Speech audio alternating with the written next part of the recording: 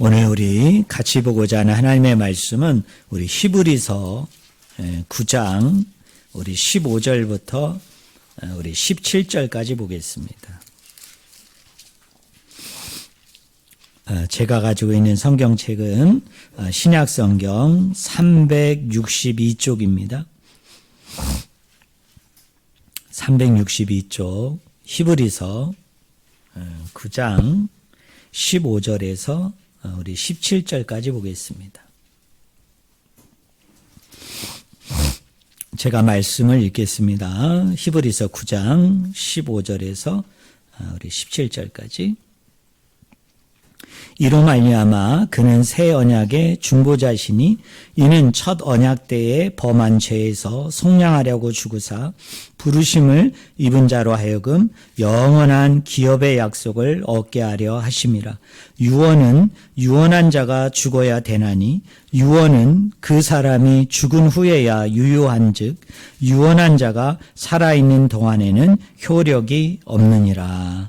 아멘. 오늘 같이 읽은 본문 말씀을 가지고 약속의 땅을 상속받기라는 제목으로 같이 우리가 하나님의 말씀을 나누기를 원합니다. 오늘 본문 9장 16절과 17절을 보면 여기 반복되는 단어가 있죠. 여러분 어떤 단어가 가장 많이 반복이 됩니까?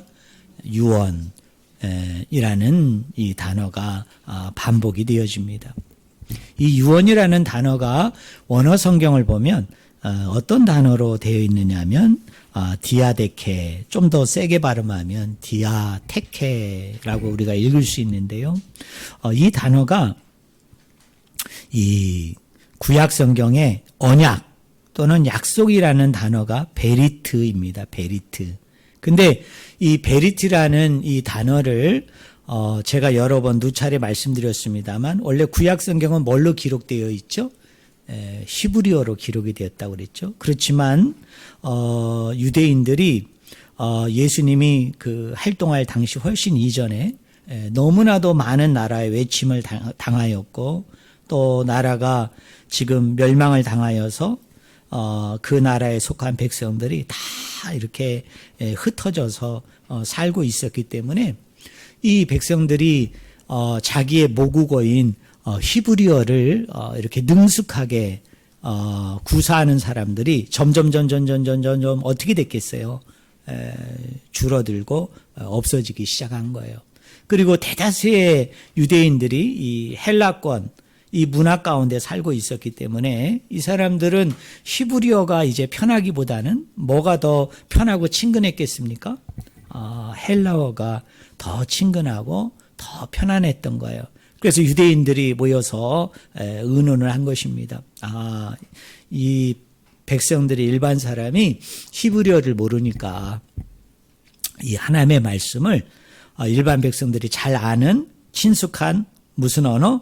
헬라어로 번역을 해서 일반 사람들도 이 유대인의 경전, 율법, 성경을 읽도록 하는 게 좋겠다. 그래서 이제 이 히브리어로 된 성경을 당시 백성들이 친숙하고 익숙했던 헬라어로 번역한 그 성경이 뭐냐면 우리가 일명 70인역이라고 하는 겁니다.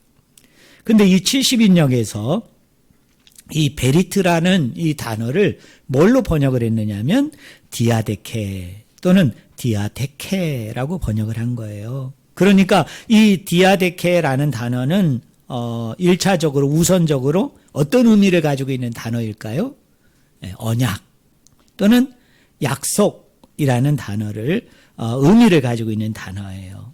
그런데 오늘 본문 말씀 16절, 17절을 보면 이 히브리서를 번역한 한국말로 번역한 이 성경의 저자는 이 디아테케라는 단어를 뭘로 번역을 한 겁니까? 유언이라는 단어로 번역을 한 것입니다. 근데 사실은 이 번역이 틀린 번역이 아니에요. 왜냐하면 디아테케라는 단어는 두 가지 의미로 성경에서 또 예수님 당시 히브리서가 기록될 당시에 사람들이 두 가지 의미로 사용됐어요. 하나는 뭡니까? 언약, 약속이라는 의미고 하나는 유언이라는 의미인데 더 지배적으로 쓰인 의미는 뭐일까요? 언약? 약속이라는 의미로 이 단어가 더 지배적으로 쓰였습니다. 아니나 다를까 여러분 9장 15절에 보면 이렇게 시작하죠. 이로 말미암아 그는 새 뭐의 언약의 중보자이시니라고 얘기할 때 이 언약이라는 단어가 무슨 단어일까요? 디아테케라는 단어가 쓰였어요. 그러면 우리는 여기서 이런 질문을 할 수 있죠. 바로 앞의 문맥에서 바로 앞절에서 이 디아테케라는 단어가 언약, 약속이라는 의미로 쓰였는데 또 그렇게 번역을 했는데 물론 디아테케가 유언이라는 의미도 있지만 그러나 우리가 히브리서 9장을 쭉 읽어보면 이게 약속이라는 언약이라는 맥락에서 그 흐름이 쭉 와 있었거든요. 그런데 갑자기 그 바로 앞절에서 디아테케라는 단어를 언약, 약속이라고 또 번역됐어요. 그런데 갑자기 뜬금없이 16절과 17절에 와서 이 언약, 약속이라는 단어를 뭘로 번역을 한 겁니까? 유언으로 번역을 한 거예요. 근데 이 번역은 정말 잘된 번역입니다. 정말 좋은 번역이에요. 왜냐하면 이 유언이라는 단어를 빼고 만약 여러분이 여기다가 언약이라는 단어를 넣고 읽으면 이렇게 읽을 수 있잖아요. 언약은 언약한 자가 죽어야 되나니 언약은 그 사람이 죽은 후에야 유효한 즉 언약한 자가 살아있는 동안에는 효력이 없느니라. 이 말보다는 우리가 지금 읽은 무슨 단어를 집어넣을 때 이 의미가 더 자연스럽나요? 죽음을 얘기하니까 그 죽음과 관련된 거는 언약, 약속이라는 의미도 물론 포함이 되지만 그렇다고 전혀 무리한 번역은 아니지만 좀 더 자연스러운 것은 무슨 단어로 번역을 해야 더 맞다? 유언이라는 단어로 번역을 해야 더 잘 어울리죠. 더 맞죠. 전혀 문제가 되지 않아요. 그러면 우리는 여기서 이런 질문을 할 수 있는 거예요. 왜 언약 약속이라는 문맥으로 흐름으로 쭉 오다가 뜬금없이 갑자기 유언이라는 단어를 사용했을까?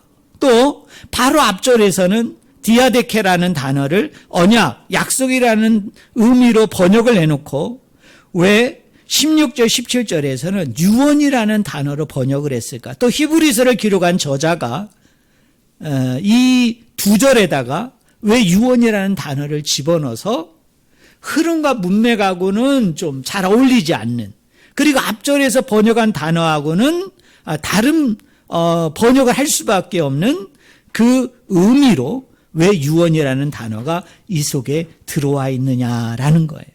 오늘 제가 여러분과 설교 가운데 나누고자 하는 핵심이 바로 이겁니다. 왜 언약, 약속이라고 돼야 되는 그 흐름, 그 문맥인데 그리고 앞절에서 왜 그렇게 번역을 했는데 뜬금없이 갑자기 이 언약, 약속이라는 단어를 유언이라는 의미를 넣어서 그것도 두 절에 걸쳐서 그리고 몇 번이나 얘기합니까? 3번에 걸쳐서 왜 유언이라고 하였을까? 자, 여러분들한테 쉽게 설명을 할게요. 자, 이렇게 한 이유는 무엇이겠습니까?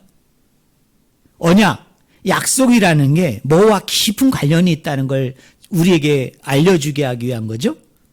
유언이라는 거와 언약과 약속은 아주 깊은 연관이 있다. 그거를 히브리서 저자는 오늘 저와 여러분에게 이야기하려는 거예요. 자, 그럼 우리가 생각해 봅시다. 이 당시로 돌아가서 히브리서가 기록되어질 당시에 이 히브리서를 받는 그 청중들이 있을 거 아니에요. 이 히브리서를 받는 사람들이 있을 거 아니에요. 수신자니까. 그럼 이 사람들은 언약, 약속이라는 이 단어를 읽었을 때, 들었을 때 이 사람들은 무슨 생각을 했을까요? 어떤 걸 떠올렸을까요? 우리가 구약 성경에 보면 언약은 성경에만 있는 독특한 개념이 아니에요. 성경에만 있는 아주 특별한 그런 개념이 아니고 이미 성경 안에 언약, 약속이라는 베리트라는 단어는 이미 유대인들 뿐만 아니라 이스라엘 백성들 뿐만 아니라 그 당시 하나님을 믿는 백성들 뿐만 아니라 일반 나라에서도 일반 백성들 가운데서도 흔히 자주 사용되어졌던 단어입니다. 그럼 이 베리트라는 단어가 일반 사람들에게는 어떤 의미로 이 단어가 쓰였을까요? 두 나라가 있어요. 두 나라가 있어요. 그러면 이 나라에도 왕이 있을 거 아니에요? 그리고 이 나라에도 뭐가 있어요? 왕이 있어요. 그래서 이 나라의 왕과 이 나라의 왕 사이에 맺는 뭐일까요? 그 약속이에요. 요거를 좀 어려운 말로 언약이라고 그러는 거예요. 성경에서는 언약. 약속을 맺죠. 그러면 이걸 우리가 어려운 말로 뭐라고 얘기하느냐 하면 그냥 여러분 한번 따라해 보세요. 종주권 언약.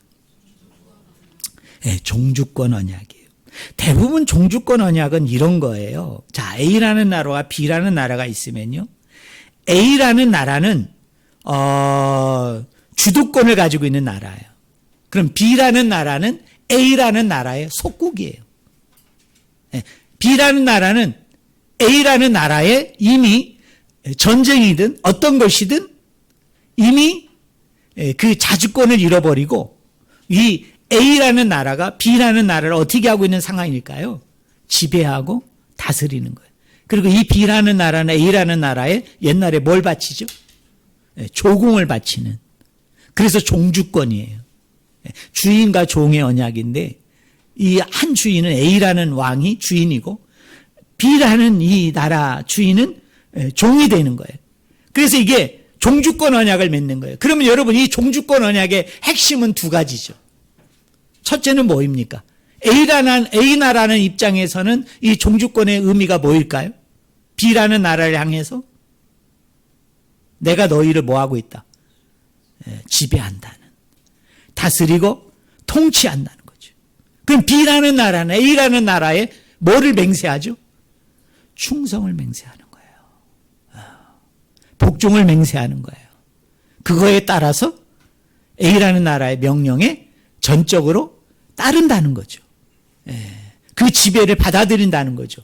그 대표적인 하나의 형태가 뭐예요? 막대한 사람이든 물자든 조공을 내가 어떻게 하겠다는, 바치겠다는 그 하나의 약속이 이 고대 사람들이 맺고 있는 이 종주권 언약의 핵심이란 말이에요. 그래서 만약에 이 약속과 언약을 어느 한쪽에서 깨뜨리면, 어느 한쪽에서 무너뜨리면 어떻게 됩니까? 죽임을 당하는 그런 서약을 하는 것이, 그런 약속을 하는 것이 이게 종주권 언약 베리트라는 의미라는 것입니다. 그런데 이거를 신약 성경에 와서 이 단어를 어떤 때는 언약, 약속으로 번역하고 어떤 때는 유언으로 번역을 한 겁니다. 그래서 제가 아까 말씀을 드렸죠. 언약, 약속이라는 단어와 이 유언이라는 단어가 깊은 연관이 있다. 깊은 연관이 있다. 자, 그러면 우리는 여기서 또 하나를 생각해 봐야 됩니다. 이런 거예요. 이 언약과 이 약속이라는 의미가 아까 제가 얘기한 대로 두 나라 사이에 맺는 종주권 언약을 의미하는 것인데, 단지 이 언약과 약속이라는 이 의미가 그것만을 의미하지를 않는다는 것을 강조하기 위해서 히브리서 저자는 언약, 약속이라는 단어가 쓰이는 그 자리에다가 유언이라는 단어를 갖다가 딱 집어넣은 거예요. 그러면 히브리서가 기록될 당시에 그럼 유언이 가지고 있는 의미가 무엇인지를 우리가 알아야 되겠죠. 근데 오늘날하고 크게 다르지 않아요. 여러분, 유언이 뭘까요? 유언이 뭐예요? 아버지가 이제 연로하여지거나 아니면 중환병에 걸리거나 이제 내가 살 날이 얼마 남지 않으면 이제 그 아버지한테 자식들이 있을 거 아니에요. 그러면 그 자식들에게 뭐를 물려주기 위해서 유언을 씁니까? 대부분 땅을 상속해 주기 위해서. 땅을 상속해 주기 위해서 아버지가 여러분 유언장을 쓰잖아요. 히브리서 당시에도 마찬가지입니다. 아버지가 맏아들을 포함해서 장자를 포함해서 여러 아들이 있잖아요. 그래서 이 아버지가 살아있는 동안에 자신의 땅을 장자에게 얼마, 차자에게 얼마, 셋째에게 얼마, 넷째에게 얼마 이렇게 이제 땅을 상속해 줄 것을 이렇게 문서로 남기는 게 그게 뭡니까? 그게 유언이고 유언장이잖아요. 그런데 한 가지 지금과는 약간 다른 이 당시에 유언이 가지고 있는 독특한 특징이 있었어요. 그것이 뭐냐면 여러분 한번 따라해 보실래요? 저를 한번 따라해 보세요. 소유권과 사용권이 다르다. 이 개념을 여러분이 잘 이해하셔야 돼요. 자, 그리고 로만 사이에서 그 많은 아버지들이 자녀들에게 재산을 상속해 주기 위해서 그 유언했던 유언장을 기록했던 많은 파피루스 자료들이 최근에 발굴이 됐습니다. 개발이 됐습니다. 그래서 그 발견되어진 유언장들을 갖다가 이렇게 조사를 해보니까요, 한 가지 두드러진 특징이 있는 거예요. 그게 뭐냐면 소유권하고 사용권을 철저하게 분리하는 겁니다. 그 당시에. 그러면 이런 거예요. 자, 아버지가 살아있을 때 유언장을 썼겠죠, 당연히. 여러분, 죽었을 때 유언장은 씁니까, 못 씁니까? 못 쓰죠. 자, 살아있을 때 유언장을 썼어요. 그러면 그 유언장에 따라서 자식들에게 땅을 이렇게 상속해 준단 말이에요. 그러면 아버지가 살아있는 동안에는 그 자식들이 아버지가 유언장에 상속해 주기로 한 땅에 대한, 따라하겠습니다, 사용권은 있는데 소유권은 없다. 이해되세요? 네. 사용권은 있어요. 사용권은. 네. 예를 들자면 오늘날로 얘기하면 내가 아파트 5채가 있는데 첫째 아들한테는 2채를 주고 나머지 자식들한테는 한 채를 주면 이 아버지 부모님이 살아있는 동안에는 유언장이 기록되어 있지만 아직 아버지가 죽지 않았기 때문에 그 아파트에 대한 아버지와 공동의 사용권은 있다는 거예요. 내가 큰아들이 2채에 대해서 내가 아버지한테 잘 얘기해서 아버지 그거 돌아가시면 나 줄 건데 내가 그 집에 좀 살게요. 내가 그 집에 좀 머무를게요. 이렇게 사용권은 있단 말이에요. 하지만 아직 오늘날로 얘기하면 소유권 등기는 안 되는 거예요. 네. 아버지가 멀쩡히 살아있는 동안에는 그 소유권이 당연히 누구에게 있어요? 유언장이 있다 할지라도 그 아버지에게 있죠. 근데 아버지가 죽으면 어떻게 됩니까? 소유권과 사용권이 다 그 유언에 기록이 되어진 대로 어떻게 된다고요? 그 자식에게 다 넘어가는 것이 이게 그레코 로만 사이에서의 여러분 유언이에요. 자, 그러면 핵심만 얘기할게요. 왜 언약 유언이라는 베리트라는 단어를 이 디아데케라는 단어로 번역을 한 건 제대로 된 번역인데 우리 성경도 여러분 15절에는 언약으로 번역하고 16절 17절에는 유언으로 번역한 것이 아주 적절한 번역이에요. 맞는 번역이에요. 문맥에 맞아요. 형식에도 맞아요. 내용에도 맞아요.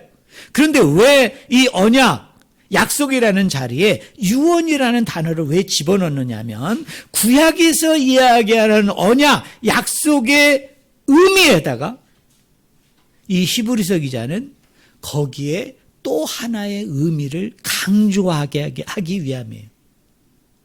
더 하나의 의미를 추가하기 위함입니다. 그게 뭐냐면 따라하겠습니다. 언약은 상속이다. 여러분 이해되십니까? 언약은요, 상속받는 거예요. 상속받는 거예요. 우리가 구약 성경에서 일반적으로 언약은 뭐냐면 하나님과 우리 사이의 약속이에요. 예, 하나님과 우리 사이의 서약입니다. 하나님이 우리와 약속을 하세요. 서약을 하세요. 그래서 그 핵심 내용이 뭐냐면 이런 거예요. 하나님이 나의 하나님이 되고 나는 그의 백성이 된다. 그의 자녀가 된다는 의미예요. 그래서 하나님은 나의 아버지로서 아버지의 의무를 다하는 거고 나는 그 아버지 되는 하나님의 아들과 딸로서 나는 아들로서의 그 의무와 책임을 다한다. 이 약속과 서약이 이 베리트라는 단어가 가지고 있는 아주 핵심적인 의미예요. 그런데 히브리서 기자는요, 놀라우게도 여기다가 한 가지 개념을 더 집어넣는 거예요. 그게 뭐냐면 언약 약속은 유언으로서, 왜 유언이냐? 언약 약속이라는 이 베리티라는 단어에는 무슨 개념이 있다? 상속의 개념이 있다. 그 상속은 뭐에 대한 상속인데? 땅을 받는 거예요. 땅을 받는 거. 땅을 받는 거예요. 그러면 우리 성도님들이 질문해야죠. 그러면 제가 예수 믿으면 제가 땅 부자가 되는 겁니까? 제가 예수 믿으면 완전 땅에 대박을 맞는 겁니까? 여러분 그렇잖아요? 뭐라고 얘기했어요? 예수님이? 지금 히브리서 기자가? 언약, 약속의 의미에는 땅을 상속받는다는 개념이 있다. 그러면 우리가 문자적으로 이해하면 그러면 내가 하나님 앞에 땅을 받는다는 얘기인가? 내가 문자적으로 얘기하면 하나님이 나에게 땅을 주신다는 이야기인가? 라는 얘기예요. 그러면 우리는 여기서 또 하나의 질문을 던져야 됩니다. 땅을 상속받는다고 얘기할 때 그 땅은 뭐냐는 거예요. 그게 바로 암문맥 15절입니다. 앞절. 우리 15절 한번 같이 읽어봅시다. 15절. 같이 읽겠습니다. 준비 시작. 이로 말미암아 그는 새 언약의 중보자시니 이는 첫 언약 때에 범한 죄에서 속량하려고 죽으사 부르심을 입은 자로 하여금 영원한 기업의 약속을 얻게 하려 하심이라. 이 땅을 15절에서는 뭐라고 표현을 했습니까? 따라하겠습니다. 영원한 기업. 영원한 기업을 받는다. 영원한 기업을 받는다는 거.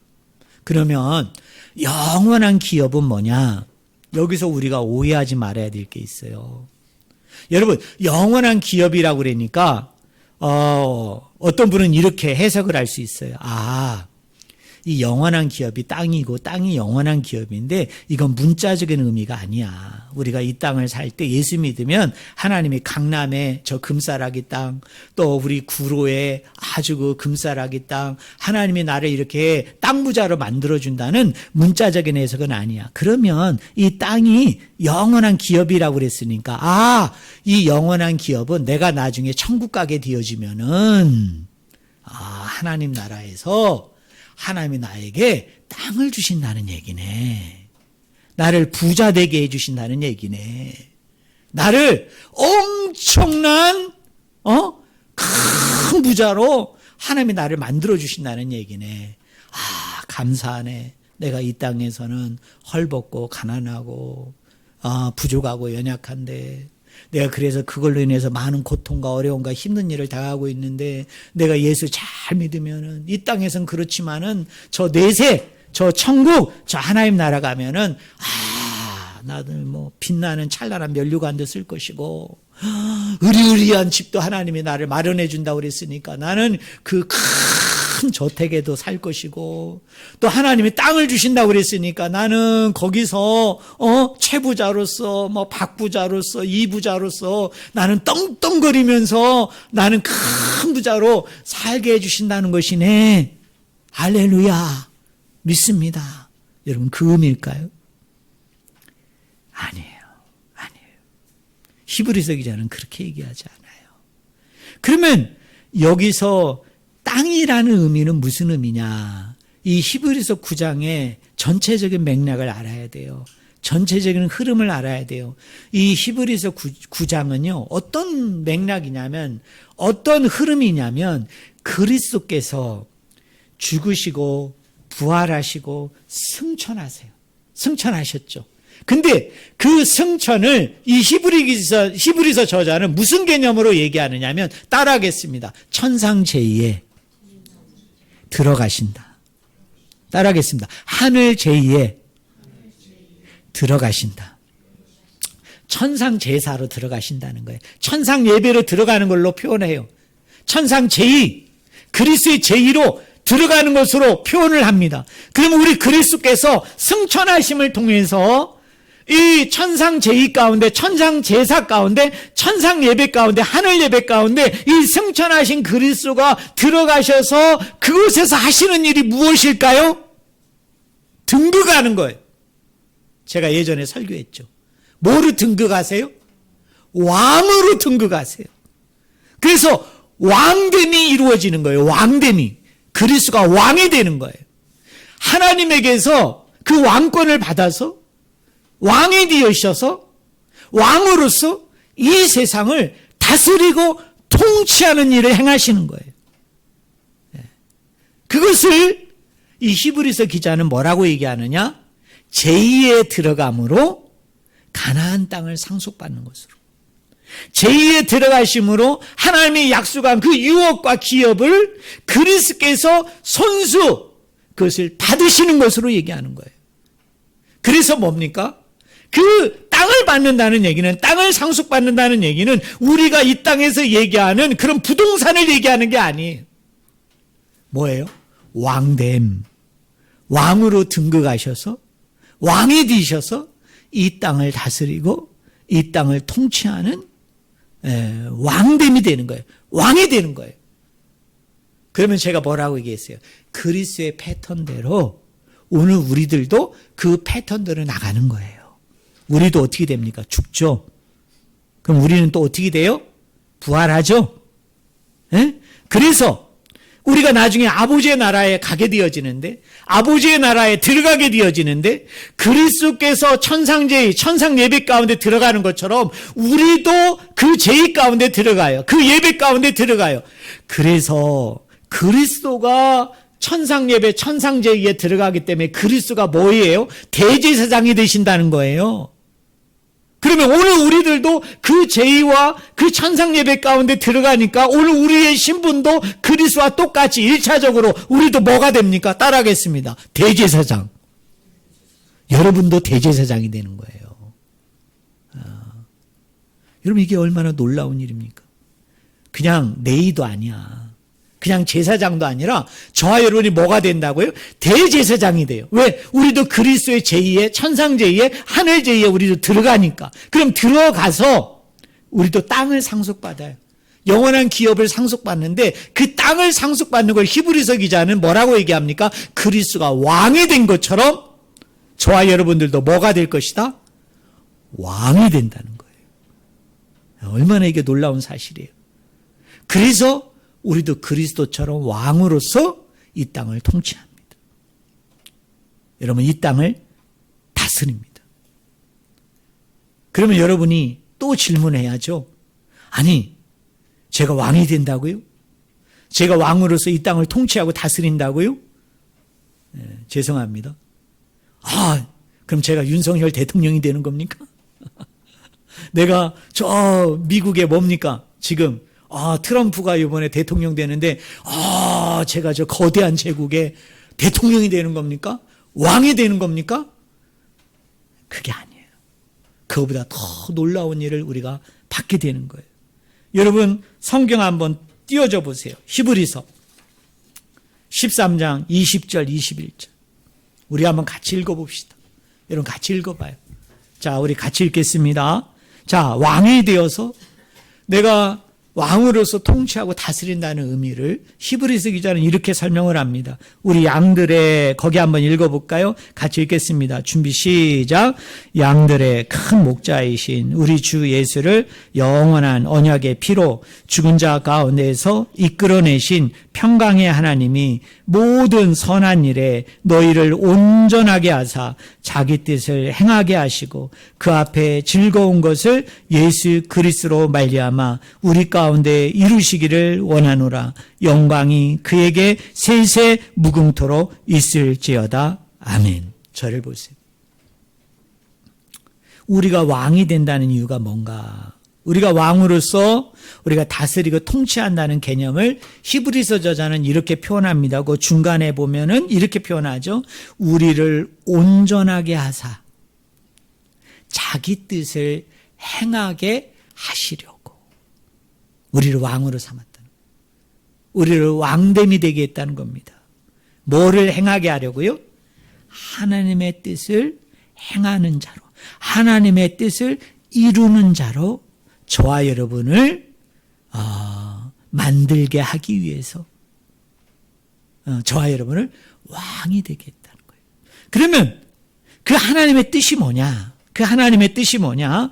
히브리서 13장을 보면 몇 가지를 얘기해요. 여러분 한번 들어볼래요? 형제를 사랑하고 손님을 대접하고 갇힌 자를 생각하고 약자를 돌보고 학대받는 자를 생각하는 것이다.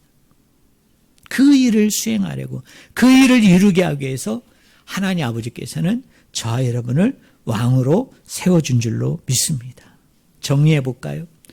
그리스도께서는 손수 자신이 천상제의, 그리스도의 제의, 하늘 제의에 들어가셔서 대제사장이 되셨고, 그리고 아버지 앞에 왕권을 받으심을 통해 보좌에 앉으셔서 왕이 되어 이 땅을 여전히 다스리고 통치하십니다. 근데 우리 그리스도는 얼마나 멋있는 왕이냐면 자신이 이 땅을 직접 다스리고 통치하기도 원하시지만 저와 여러분을 뭐로 만들어서 자기를 대행하는 왕으로 삼아서 왕이 되게 해서 이 땅에서 이루시고자 하는 그 뜻을, 그 계획을 이루고 완성하는 자로 저와 여러분을 세운 줄로 믿습니다. 그런 의미에서 우리도 그 제의에 들어가는 거죠. 그래서 따라하겠습니다. 우리가 대제사장이고, 따라하겠습니다. 우리가 왕이다. 이제 설교가 거의 마무리를 가고 있습니다. 자, 여러분 보세요. 이게 그리스도의 죽음과 어떤 관련이 있느냐는 거예요. 자, 아까 제가 뭐라고 얘기했죠? 이 당시에 히브리서가 기록될 당시에 유언은 두 가지가 있다고 그랬죠. 사용권과 소유권이 있다. 근데 그 아버지가 죽지 않으면 뭐만 있고 자식이? 사용권만 있고, 그 아버지가 죽어야만 뭐를 얻을 수 있다? 소유권을 얻을 수 있다. 여러분, 그리스도가 왜 십자가에 죽었는지 아십니까? 우리는 대부분 이것만 알아요. 그리스도가 왜 십자가에 죽었느냐? 나의 죄의 문제를 해결하기 위해서, 나의 죄를 깨끗게 하시기 위해서, 나의 죄를 용서해 주기 위해서 내가 매달려야 되는 십자가인데, 내가 받아야 되는 죄값인데 내가 그것을 감당할 수가 없어요. 그 어떤 것으로도 내가 그걸 어떻게 할 수 없어요. 그래서 하나님께서 마지막 수단으로 이 땅에 예수 그리스도를, 그 아들을 보내주셔서 십자가에 매달려 죽게 하심을 통해 그 값으로 말미암아 은혜로, 공짜로, 까닭 없이 우리의 죄를 용서해 주셨다. 우리의 죄를 깨끗게 해주셨다. 맞아요. 하지만 십자가의 죽음이 죄 용서의 의미만 있는 것이 아니에요. 여러분이 오늘부터는 이 사실을 분명히 기억해야 됩니다. 자, 십자가의 죽음은 죄 용서, 죄책 면제, 그것만 있는 게 아니에요. 그 범주를 뛰어넘어야 됩니다. 그 범주를 뛰어넘으면 뭐가 있어요? 상속받게 하기 위함이에요. 상속받게 하기. 왜? 이 당시에 유언하는 사람은 반드시 죽어야 됩니다. 그래야 아들이 상속받아요. 그래서 그리스도께서 이 땅에 오셔서 우리의 아버지가 되어주셔서 저와 여러분을 상속해 하기 위해서, 대제사장과 왕으로서 나를 대행하는, 나를 대신하는, 나와 함께하는 통치자로, 그래서 그 하나님의 뜻과 경륜과 계획을 이루어 드리는 그 복되고도 귀한 자로 저와 여러분을 삼기 위해서 그리스도께서 십자가에 매달려 죽으셨다는 사실을 저는 여러분들이 반드시 기억하기를 주님의 이름으로 간절히 축원을 드립니다. 그래서 좀 더 얘기하면 그리스도의 십자가의 죽음은 죄 용서인데, 우리가 죄를 용서받는다는 이 개념은 단지 죄에 대한 면책만을 얘기하지 않아요. 죄책만을 제거하는 것만으로 끝나지 않아요.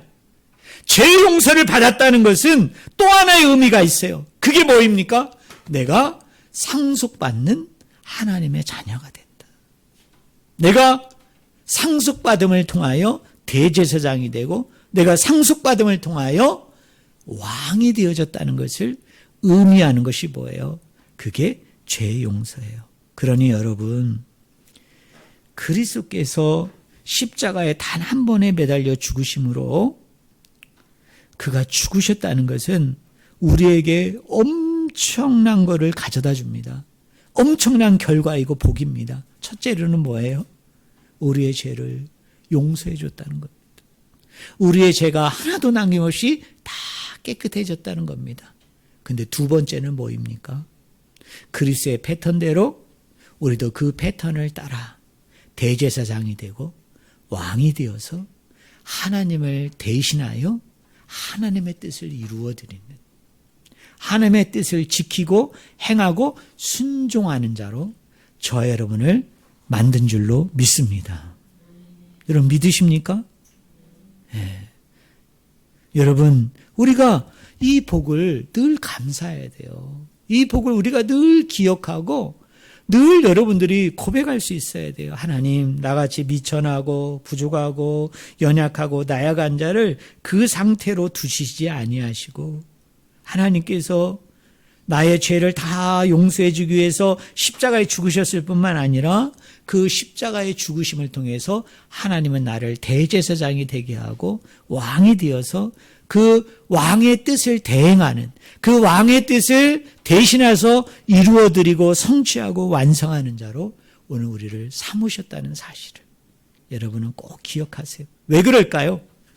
우리 하나님은 이 세상의 어떤 왕들보다, 이 세상의 어떤 대통령보다, 이 세상의 어떤 원수보다, 이 세상의 어떤 가장 높은 영혼보다 비교할 수 없는, 그분은 창조자이시고 구원자이시고 심판자이세요. 근데 그분이 나를 어떻게 했다고요? 그 아들과 동등한 자리에, 그 아들과 똑같은 자리에 저와 여러분을 세우셨다는 것입니다. 그래서 어떻게 합니까?